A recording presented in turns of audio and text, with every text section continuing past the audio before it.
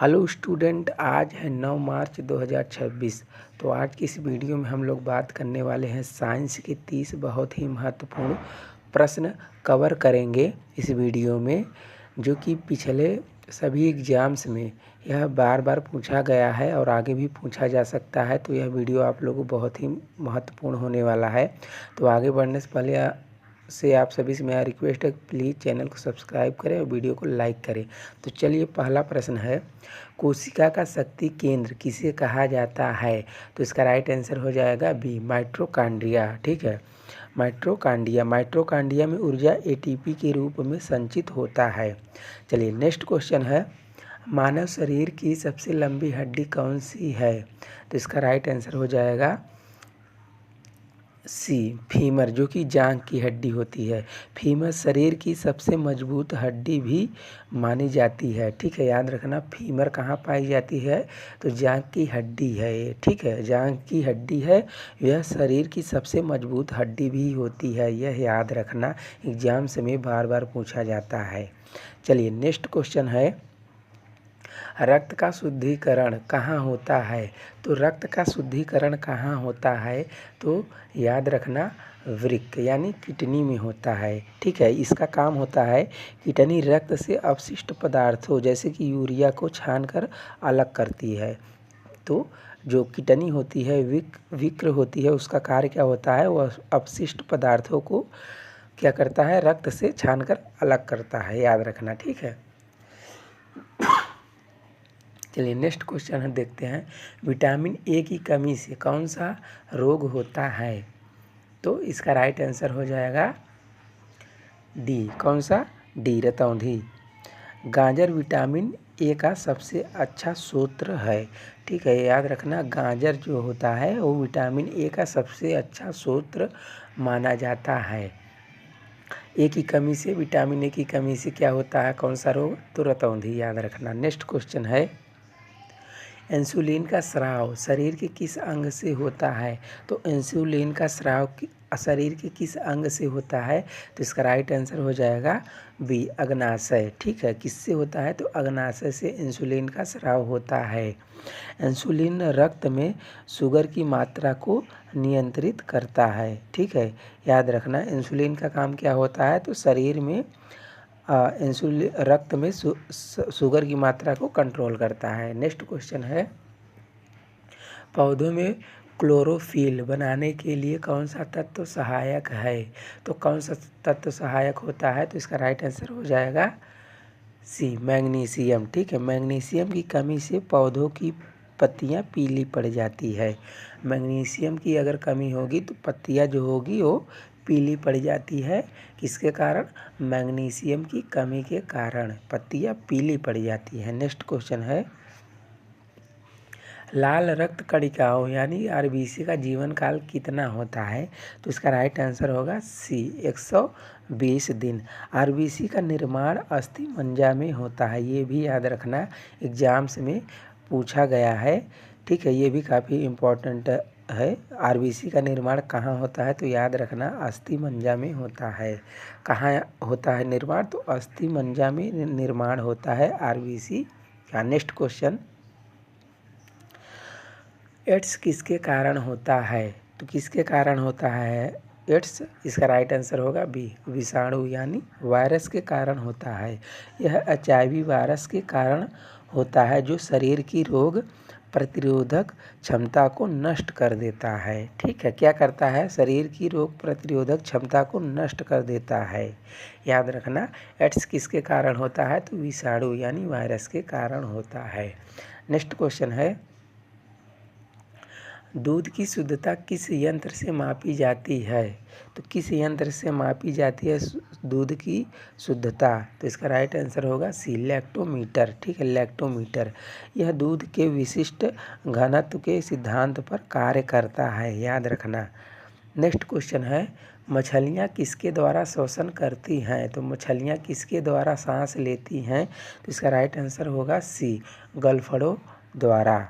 ठीक है, मछलियाँ पानी में घुली हुई ऑक्सीजन का उपयोग करती हैं।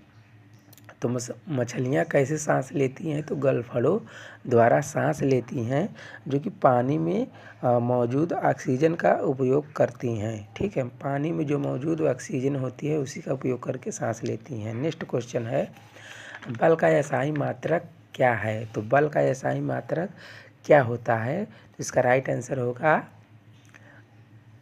आंसर हो जाएगा बी, न्यूटन। ठीक है, न्यूटन। F बराबर ma होता है, F बराबर ma यानी द्रव्यमान इंटू त्वरण होता है। नेक्स्ट क्वेश्चन है, पृथ्वी के लिए पलायन वेग का मान कितना होता है? तो पृथ्वी के लिए पलायन वेग का मान कितना होता है? तो याद रखना, इसका राइट आंसर होगा बी, 11.2 किलोमीटर प्रति सेकेंड। ठीक है, इस वेग से फेंकी गई वस्तु पृथ्वी के गुरुत्वाकर्षण क्षेत्र से बाहर निकल जाती है। यदि 11.2 किलोमीटर प्रति सेकंड से कोई वस्तु फेंकी जाए तो वह गुरुत्वाकर्षण क्षेत्र से बाहर चली जाएगी, याद रखना। नेक्स्ट क्वेश्चन चलिए देखते हैं। नेक्स्ट क्वेश्चन, पानी का घनत्व किस तापमान पर अधिकतम होता है? तो पानी का घनत्व किस तापमान पर अधिकतम होता है? याद रखना, इसका राइट आंसर होगा बी, 4 डिग्री सेल्सियस पर। ठीक है, 4 डिग्री सेल्सियस के बाद गर्म करने पर पानी का घनत्व घटने लगता है, याद रखना। 4 डिग्री सेल्सियस के बाद गर्म करने पर पानी का घनत्व घटने लगता है। नेक्स्ट क्वेश्चन है, विद्युत बल्ब का फिलामेंट किसका बना होता है? तो किसका बना होता है? इसका राइट आंसर हो जाएगा सी, टंगस्टन। किसका बना होता है? तो टंगस्टन का बना होता है। और इसका एक पॉइंट याद रखना, टंगस्टन का गलनांक बहुत उच्च यानी लगभग 3422 डिग्री सेल्सियस होता है इसका। ठीक है, चलिए नेक्स्ट क्वेश्चन है, ध्वनि की तीव्रता की इकाई क्या है? तो ध्वनि की तीव्रता की इकाई क्या है? इसका राइट आंसर हो जाएगा डेसीबल। याद रखना क्या होता है? डेसीबल। सामान्य बातचीत जो हम लोग करते हैं वो 30 से 40 डेसीबल के बीच होता है। कितना? 30 से 40 डेसीबल के बीच होता है सामान्य बात। नेक्स्ट क्वेश्चन है, गुरुत्वाकर्षण का नियम किसने दिया था? तो गुरुत्वाकर्षण का नियम किसने दिया था? इसका राइट आंसर हो जाएगा बी, न्यूटन ने। किसने दिया था? तो न्यूटन ने प्रिंसिपिया नामक पुस्तक में गति के नियम दिए थे। कौन से पुस्तक में दिए थे न्यूटन ने? तो प्रिंसिपिया नामक पुस्तक में ये गति के नियम दिए थे, याद रखना। ठीक है, चलिए नेक्स्ट क्वेश्चन है, वायु में प्रकाश की चाल कितनी होती है? तो वायु में प्रकाश की चाल कितनी होती है? याद रखना, इसका राइट आंसर हो जाएगा सी, 3 × 10⁸ मीटर प्रति सेकंड होती है वायु में प्रकाश की चाल, याद रखना। ठीक है, प्रकाश की चाल निर्वात में सबसे तेज होती है। चलिए नेक्स्ट क्वेश्चन है, दाब की इकाई क्या है? तो दाब की इकाई क्या होता है? इसका राइट आंसर हो जाएगा बी, पास्कल। दाब की इकाई क्या होता है? पास्कल। तो दाब इक्वल टू होता है बल डिवाइड क्षेत्रफल। ठीक है, याद रखना, दाब इक्वल टू बल डिवाइड क्या होता है? क्षेत्रफल होता है। जूल किसका होता है? तो कार्य का होता है। ठीक है, और बल का होता है? न्यूटन होता है। ठीक है, याद रखना, ये सारे पूछे जाते हैं प्रश्न। चलिए नेक्स्ट क्वेश्चन है, सौर सेल किस ऊर्जा को किस में बदलता है? तो सौर सेल किस ऊर्जा को किस में बदलता है? तो याद रखना, इसका राइट आंसर हो जाएगा बी, सौर ऊर्जा को विद्युत ऊर्जा में बदल देता है। सौर सेल मुख्य रूप से सिलिकॉन के बनी होती है। किसका बनी होती है? तो सिलिकॉन की बनी होती है सौर सेल। याद रखना, किसकी बनी होती है? तो सिलिकॉन की बनी होती है सौर सेल मुख्य रूप से। नेक्स्ट क्वेश्चन, गाड़ियों के पीछे का दृश्य देखने के लिए कौन सा दर्पण प्रयोग होता है? तो कौन सा दर्पण का प्रयोग करते हैं? इसका राइट आंसर हो जाएगा बी, उत्तल दर्पण का प्रयोग करते हैं। उत्तल दर्पण वस्तु का सीधा और छोटा प्रतिबिंब बनाता है जिससे बड़ा क्षेत्र दिखाई देता है। तो याद रखना, किसका यूज होता है? तो उत्तल दर्पण का प्रयोग करते हैं गाड़ियों को उसमें देखने के लिए। नेक्स्ट क्वेश्चन है, परमाणु के नाभिक में कौन से कण होते हैं? तो कौन से कण होते हैं परमाणु के नाभिक में? तो याद रखना इसका राइट आंसर हो जाएगा बी, प्रोटॉन और न्यूट्रॉन परमाणु के नाभिक में होते हैं, जबकि जो इलेक्ट्रॉन होता है वो नाभिक के चारों ओर चक्कर लगाता है। याद रखना इलेक्ट्रॉन का काम क्या होता है कि नाभिक के चारों ओर चक्कर लगाना होता है। चलिए नेक्स्ट क्वेश्चन है, सबसे कठोर प्राकृतिक पदार्थ कौन सा है? तो सबसे कठोर प्राकृतिक पदार्थ कौन सा होता है? तो इसका राइट आंसर हो जाएगा सी, हीरा। क्या होता है? हीरा। हीरा कार्बन का एक अपरूप है, ये भी याद रखना, एग्जाम से कई बार पूछा गया है। चलिए नेक्स्ट क्वेश्चन, खाने के नमक का रासायनिक नाम क्या है? तो जो खाने का नमक होता है उसका रासायनिक नाम क्या होता है? तो इसका राइट आंसर हो जाएगा बी, सोडियम क्लोराइड यानी Cl। ये खाने के नमक का रासायनिक नाम होता है सोडियम क्लोराइड यानी Cl। यह एक आयनिक यौगिक है। कौन? NaCl। यह एक आयनिक यौगिक है, याद रखना सोडियम क्लोराइड खाने का नमक का रासायनिक नाम है। नेक्स्ट क्वेश्चन है, गुब्बारों में कौन सी गैस भरी होती है? तो इसका राइट आंसर हो जाएगा बी, हीलियम। हीलियम गैस गुब्बारों में भरी होती है। हीलियम अज्वलनशील और बहुत हल्की गैस होती है, याद रखना। ठीक है, नेक्स्ट क्वेश्चन देखते हैं, भारी जल का रासायनिक सूत्र क्या है? तो जो भारी जल होता है उसका रासायनिक सूत्र क्या होता है? तो इसका राइट आंसर हो जाएगा, याद रखना बी, D2O। ठीक है, D2O। इसका उपयोग परमाणु रिएक्टरों में मंदक के रूप में किया जाता है। D2O का प्रयोग कहाँ करते हैं? तो परमाणु रिएक्टरों में मंदक के रूप में प्रयोग किया जाता है, याद रखना। नेक्स्ट क्वेश्चन, पीने के पानी को शुद्ध करने के लिए कौन सी गैस प्रयोग की जाती है?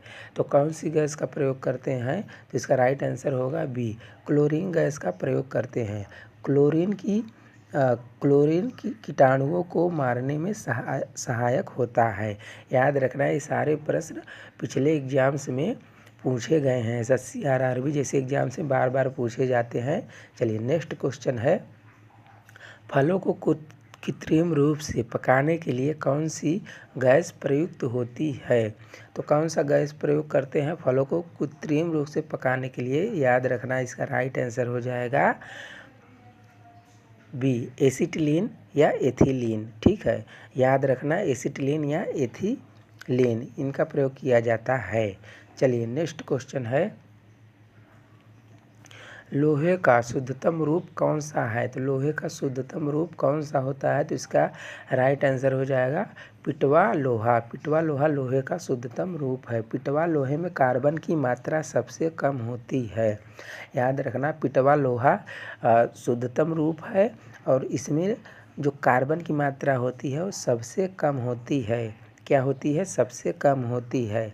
नेक्स्ट क्वेश्चन, अम्ल वर्षा किन गैसों के कारण होती है? तो अम्ल वर्षा किन गैसों के कारण होती है? तो इसका राइट आंसर हो जाएगा, याद रखना बी, H2O और NO2। ठीक है, इन दोनों के कारण होता है। ये गैसें पानी के साथ मिलकर सल्फ्यूरिक और नाइट्रिक एसिड बनाती है। याद रखना H2O या NO2 अम्ल वर्षा इनके कारण होती है। चलिए इस वीडियो का लास्ट क्वेश्चन, पेंसिल की लीड किसकी बनी होती है? तो इसका राइट आंसर होगा बी, ग्रेफाइट। ठीक है, तो दोस्तों वीडियो पसंद आए तो वीडियो को लाइक ज़रूर कर दीजिए और डेली इसी तरह GK GS से वीडियो देखने के लिए चैनल को सब्सक्राइब ज़रूर करें।